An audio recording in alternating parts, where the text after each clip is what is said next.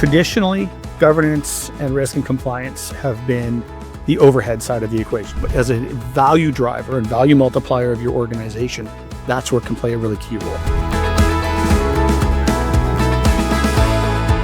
Today, we're diving into the vital realms of governance, risks, and compliance, and the evolving landscape of AI-powered financial crime. The systems that we deal in typically are run using AIs to create new scenarios automatically. We can do our best to keep up. We're always struggling to keep up. What's really hard is understanding the advantages you can gain from other countries. If you're going to set up in another country, get some tax guidance around it first. The GRC function is often incredibly disconnected from the development side of it.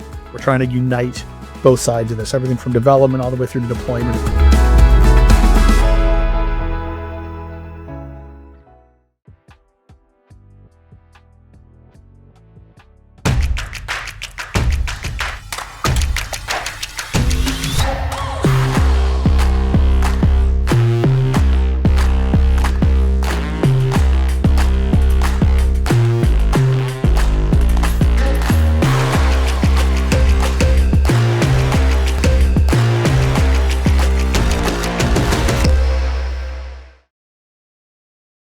This is Maheen, and welcome to the CanadianSME Small Business Podcast, where we explore the strategic insights that are crucial for navigating the complexities of global business, financial security, and cutting-edge technology. Now, today we're diving into the vital realms of governance, risks, and compliance, and the evolving landscape of AI-powered financial crime. Now, in an interconnected world, businesses, they face an intricate web of regulations, sophisticated cyber threats, and the challenges of expanding across borders. Understanding really how to build resilient operations and really mitigate risks is paramount for success, from startups to large enterprises. And joining us to discuss is Michael Gibbs, the CEO of SureStep. Michael is an experienced senior consultant with deep knowledge of the business applications of GRC, data and AI technologies, and with over 14 years of experience working with global Fortune 1,000 companies, he specializes in aligning business and IT strategy to drive consistent outcomes for digital transformation. Under Michael's leadership, SureStep has grown into IBM's largest global RegTech partner with offices across North America, Europe, and Asia Pac. Today, we'll discuss why GRC is more crucial than ever for your business, explore the rise of AI-powered financial crime, delve into the intricacies of doing business abroad, and examine how SureStep is setting AI governance standards globally. So without further ado, let's welcome our guest, Mike. Mike, we're very pleased to have you on the show today. How are you? Doing very well. Thank you, Maheen. That was a glowing intro. I'm going to have trouble keeping up with all that, but that's all right. We'll see It was a mouthful. It's a mouthful, but you're not wrong. That is pretty much what we cover as a business. We've been doing this, as you mentioned, for quite a long time. I've been doing it around the world. I'm doing it in a number of different industries, right? So, there's a lot of different areas to dive into with that. So where would you like to start? We'd love to start with GRC, which is more than Sure. just compliance. It's really the strategic value. And Michael, this term, it's often associated with regulations, but you suggest that it holds far more strategic value Absolutely. To businesses. So please tell us, Mike, why is GRC vital for companies of all sizes today? And what strategic value does implementing effective governance, risk management, and compliance frameworks truly create for their operations, digital transformation, initiatives, and long-term success? Sure. So, really great question. So we'll start off with, traditionally, governance and risk and compliance have been the overhead side of the equation. So people have looked at that as like, oh God, it's like insurance, right? Nobody really wants to get it, but if you don't have it in time when you need it, then you're going to be in trouble. There's a lot of corollary there between that and governance, risk, and compliance. GRC, as they're collectively known. One thing we found over the last few years is that, people have tended to not want to spend money, especially when it comes to governance stuff. They're like, well, we know our business, we know what we're doing, we don't need any of this stuff. The catch is that when somebody goes to buy a company, the key things they want to know is like, hey, is this a healthy company? Is this a good investment? But how do they prove that, right? How do they prove that they know what they're doing as an organization? So while investing in GRC typically doesn't add up on the bottom line necessarily, other than through operational efficiencies that people find in it, the reality of it is that if you've got company A and I've got company B, and they both have similar technology or similar offerings, and I'm looking to buy a company, I want to go to the one that understands how to run themselves as a business. And I want to go to the one who can prove through a governance program that, hey, we understand the risks, we understand how to run our business and how to keep it safe. So it's a value multiplier for small business, right? This became really apparent to us last year. We did a really big webinar in Singapore, and there was about 1,800 people who attended for all 90 minutes, which was pretty shocking. I didn't realize I was that famous at the time, but hey, there you go. But it was mostly small fintechs. And they had just been approached by the MAS and told, like, hey, you want to interact with our banking system and our citizens. Guess what? We're going to regulate you too. And of course, most of these fintechs were just, small 25 to 100 people looking for first or second round funding. None of them had a compliance officer or a regulatory officer anywhere in sight. No idea how to do that. And it was a really stark moment where people all of a sudden realized that, hey, small businesses are affected by this too. And how we run our organization and how we govern it is going to really make a difference, A, with the regulator, and then B, because we're looking for all this funding, the better we can prove that we know how we're running our business, and the better we can prove that we understand how to operate in a given theater of a business, the more we're going to be worth. So that really turned the scale a little bit from, hey, GRC is a cost center to like, okay, maybe it's not showing up on your bottom line, but as a value driver and value multiplier of your organization, that's where it can play a really key role. Definitely, and that's a very powerful perspective as well, Mike. It clearly redefines GRC as a strategic asset, not just necessarily a burden for businesses. Listeners, if you are concerned about financial crime, navigating global markets, or ensuring robust AI governance, learn from Michael Gibbs, CEO of SureStep, about essential strategies for GRC, protecting your business from AI-powered threats, and successful international expansion. Now let's continue the conversation with Michael. Now let's turn to a pressing and rapidly evolving threat, which is financial crimes that are powered by AI. Because Michael, the digital age has unfortunately also ushered the new era for financial crime, often supercharged by advanced technology. Please tell us, how are criminals using AI for financial fraud, and how can AI help businesses and financial institutions protect against these advanced threats? Sure. So obviously the advent of AI, whether it's using simple tools like ChatGPT or Gemini or whatever, we all know who they are. They're all over the news every day. But they do deliver an incredible amount of capability into the hands of people who do not necessarily need to be technically savvy. That includes a lot of bad actors, unfortunately. I'll give you a really good example of how AI-powered financial crime works. So in life insurance, for example, you can have an AI create a false identity, right, with all the requisite images, all the requisite documentation, everything else. I mean, there's nothing that's going to stop an AI from creating a fake driver's license or anything else. And then that will go and apply automatically, because most of this stuff is done online now, will apply for a life insurance policy, for example. Then at some point down the road, whenever, that identity will die, right? And generate a fake death certificate and all this other stuff that's very, very easy to fake using current AI technology. This is not difficult to do. And then that gets submitted to the insurance company and they do the payout. And all of a sudden the insurance company has just paid a payout to somebody who doesn't exist, never existed, but was able to produce all the requisite documentation and imagery to go along with the claim, and an ID. So this comes in very, very effective. So this really puts to question a number of different areas. One, the whole KYC basis, which is know your customer, right? So when you apply for a loan, when you go to become a banking customer, insurance, they ask you for a pile of documentation.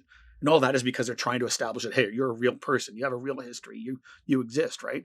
And it's frustrating for everybody who's going to apply for that. And he was applying for a mortgage. It's like an endless stream of things they want to see. But this is why. Because it's very, very hard to compete when somebody out there is not just creating one identity. They can have an AI create hundreds of them, right, and apply at hundreds of different insurance companies, open up hundreds of different credit card accounts at a bank, all kinds of things like this. And of course, the banks are all trying to give away credit cards and make it easier for people to get credit. Well, guess what? It makes it easier for people to apply and respond to those things and say, hey, I just got a credit card, that's got, a $1,500 limit on it or whatever it is. And I've got that going to a fake identity, into a fake address. I go collect that, spend, and then you disappear. And the person never existed. So this is how AI is starting to really impact the financial services industry and others, right? We see this in prescription fraud as well. Anybody does business online.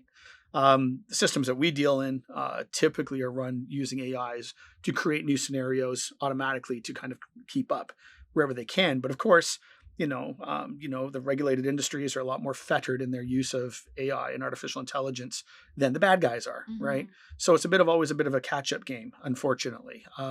So we can do our best to keep up. We can do our best to put in the most modern and AI-powered systems to catch and intercept these kinds of illegal efforts. However, it's a catch-up game, and we're always struggling to keep up. So That's truly a chilling but essential insight, Michael. So mm, thank you for sharing that. But it really highlights the dual nature of AI as both a threat mhm, and a powerful defense tool in the fight against financial crime. mhm.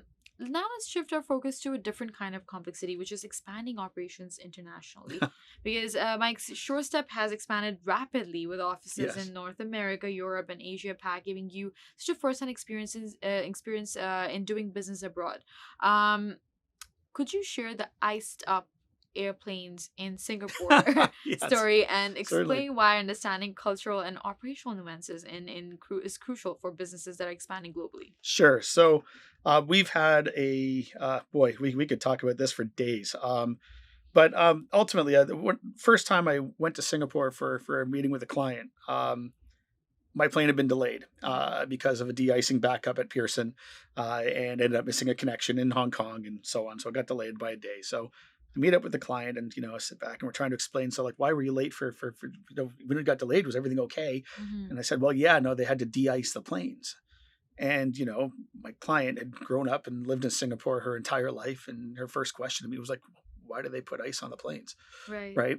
And it was, and at the one time you sit there a little bit stunned, and you're kind of like, "What? What do you mean? What?" And then you realize this person would have zero context for somebody who's literally never seen snow No. live. Yeah. Would have zero context Mm-hmm. for what we deal with every day in the winter here, Right. right?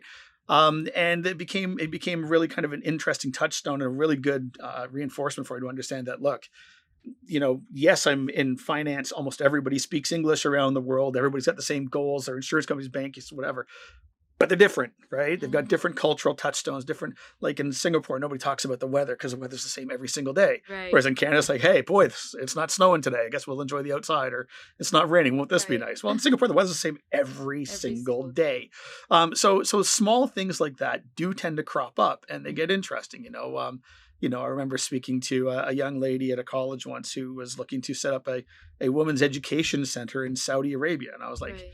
you're going to have some trouble with that, but Mm. she had no clue. She just had heard, idealistically that, hey, there's a lot of women up there that are learning to want to learn more and they want to get better educated. And she thought that'd be a great idea. And it's like, well, that sounds great on paper, but there's going to be Practically, it's challenges, different. Yeah. and so that's always made things a little different. Now, it's when we started off, being Canadian, I didn't want to do business in Canada. Mm-hmm. If I was in financial services, why would I want to work in a country where there's like essentially 5 or 6 banks? Or I could go to New York City Mm-hmm. where there's like 5 or 6 banks on every street corner. It was Right. really that simple, the math for me. And so we pretty much started off in New York right away, then expanded to Singapore and then Hong Kong.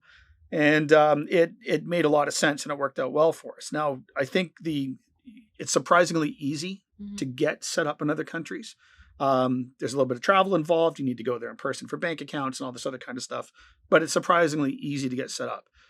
What's really hard is understanding the advantages you can gain from being set up in other countries as well, right? So there's things to take advantage of when you're doing this. I can't say we did a great job of it. We were really babes in the woods. We really had no idea. It's like, oh, I got a client over here. I got to set up a business.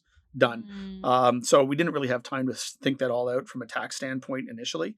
But if you're going to give any bit of guidance to anybody, if you're going to set up in another country, get some tax guidance around it first.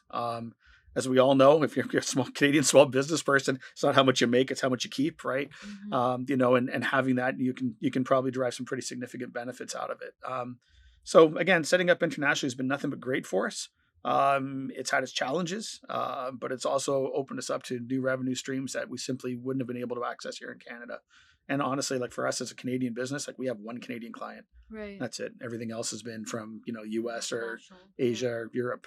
So That's a fantastic and a very relatable anecdote, Michael. I mean, it perfectly illustrates how deep cultural understanding is paramount for successful international operations, even in seemingly simple logistical Mhm. solutions, Yep. situations, right? We'll take a quick break here and please stay with us as we return to explore the importance of getting AI governance standards and SureStep's role in evolving regulatory landscape.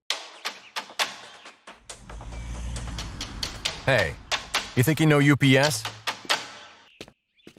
Yeah, that's us. Everybody knows that. You know what you didn't know? This.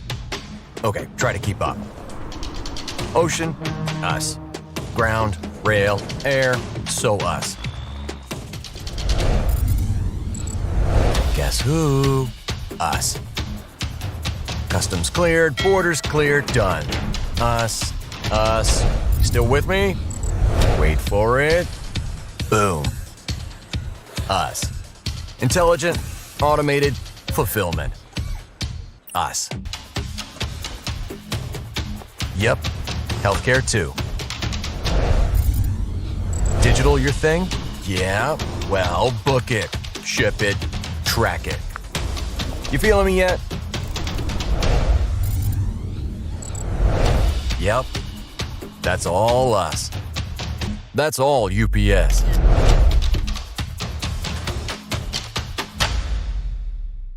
Welcome back, everyone. Let's dive into how SureStep is leading the charge in setting AI governance standards and ensuring regulatory compliance in this rapidly changing space. Now, let's delve into how SureStep is contributing to setting standards in the AI and Sure. regulatory space. Because, Michael, SureStep is not just implementing solutions, you're also playing such a vital role in redefining best practices for AI Correct. governance. So, please tell us, what does setting the AI governance standard with initiatives like E23 compliance entail, Mhm. and what are the key considerations for businesses that are ensuring regulatory compliance in highly regulated sectors? Yeah. So it's a mess right now. If you are a business, certainly in the financial services space, where you probably have an innovation lab that is building out AI models on a day-to-day basis, it's a bit of a minefield. You don't know which way to step. So OSFI, which is the main financial regulator for Canada, and ACTRA in Australia, FINRA in the US. They're all trying to struggle with this. AI models are being built and deployed at a rate that is very, very difficult to manage. So us, where we've come into it, we have a number of our senior consultants at SureStep, some really, really bright people who have got a lot of experience legally and practically in terms of everything from the building of AI models all the way through to the regulation and the legislation of how to deal with this stuff. And what we've done, we've worked with IBM and we've worked with SAS, two of our larger technology partners, to kind of work on, hey, how do we put this chain together? How do we manage this stuff? And so what we have now is we're getting to the point now where it's previously, the governance people who actually went through and took a look at these models and decided whether or not they were fit for production or fit for public use. Because you've seen chatbots all over. Anytime you go to apply for a loan or get online to a bank website, hey, how can I help you? Well, there's a chatbot. There's an AI behind that, right? Mm, So they're public facing. They are deciding whether or not you have credit validity or credit. If you're able to get credit for a mortgage or a loan or whatever. So these models are really interacting with the public on a very deep level, right? And if you are declined credit for whatever reason, well, you've got a right to know why. Well, you right. can't exactly walk into your nearest branch and ask the teller, "Hey, you want to explain why this AI model didn't do this, right? Or why it turned me down." And those are questions that you're legally entitled to get. So how do you protect the public, right? How do you ensure that the banks aren't bogged down in a quagmire of regulation and they can still have a chance to innovate and grow? And how do you make that process as seamless as possible? So where we come in is that there's been a lot of cases where the GRC function at an organization is often incredibly disconnected Mhm. from the development side of it. And so the developers have got no idea what the governance people need. The governance people have no idea how the developers are developing. Mhm. And so you end up with this big gap. So essentially, something gets developed 99% of the way to production and gets lobbed over the fence to the governance team, who may or may not have time to look at this particular model and decide if it's okay or not. In which case, something might slip through the cracks or it will not. And in the meantime, if it gets shut down, then that developer has just spent weeks, months, whatever it is, developing something for it's a total waste of time. It'll never get to production. So what we're trying to do is we're trying to make it so that people are actually doing that together now. We're trying to unite both sides of this, everything from development all the way through to deployment, and then the circle that goes around that to kind of keep it into a continuous development cycle, right? So something can get developed, it can get course corrected along the way. By the time it gets to governance, it's already been checked and vetted at 2 or 3 different checkpoints, goes into production, it's monitored, and then you get a nice positive feedback loop around, hey, this has kind of gone off the rails as the AI has learned and changed and modified itself, and it can go back into the development cycle to correct those things and keep it going forward. Mm-hmm. So we work with pretty much everybody. Our people talk to OSFI on a pretty regular basis. They talk to FINRA on a pretty regular basis.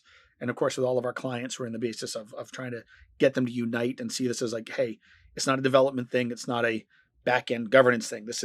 It's one thing. This is a circle of life, right? So we want to get them all together in a room singing Hakuna Matata or whatever, and come up with models that work and get to production and can actually serve the public and their clients effectively. That's the whole goal of this right now. That's quite a critical area for leadership, Michael. And it's clear that establishing strong AI governance frameworks is very essential for responsible innovation and mitigating systemic risks.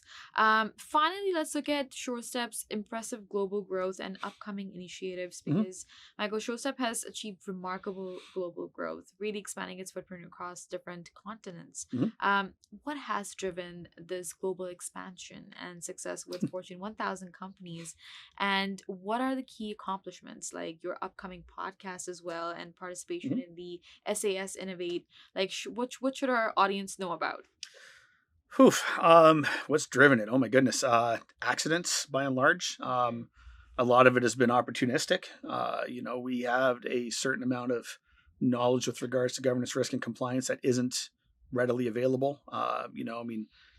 Even Big Four hire us to come in and do work for them. They typically don't have this kind of knowledge either. So we've been approached fortuitously by a number of organizations in different parts of the world, and they had opportunities. We followed them, and so that kind of led to our growth, right? Other than the initial step to New York and then Singapore, we really didn't plan on going to all these other countries. Australia, as I mentioned, is opening up probably next week, which will be our first SureStep. Us people are calling, we should call it the Sure Marsupial or SureSupial, I think it was. But that's opening up next week, and so it continues, right? For us, I would say the biggest things that we're working on right now is we're continuing to establish ourselves as pretty much a leading systems integrator in the world right now for anything around financial crimes management, so anti-fraud, anti-money laundering. Then, of course, GRC has been our main playground for years and years, and we continue to be a leader in that space too. So right now, it's really just about kind of continuing to grow, and we're finding, I guess, new use cases all the time, right? This used to be very much a financial services-centric services smorgasbord of services, I guess, was mostly around financial services. Now we're finding it pretty much in any kind of publicly traded company, right? And a lot of that comes down to the fact that the financial services industry are typically the most heavily regulated, and from this standpoint, anyways, in terms of how you manage this stuff, and that all flows downwards, right? So if I'm a bank and I want to give a loan out to a mining company, for example, well, I want to make sure they've got some of the same financial rigor around them that I have as a bank, so I can be sure that their governance program is okay.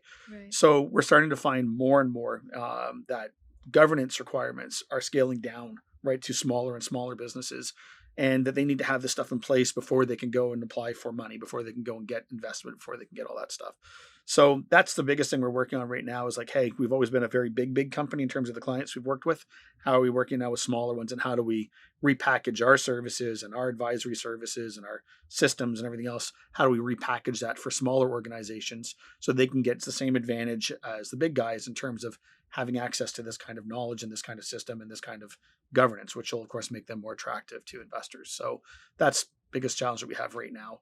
And it's been fun. And then Innovate, we just did Orlando a little while ago. So this is a SaaS Innovate. We're doing towards the end of August. We've got Sydney in Australia coming up. We're doing the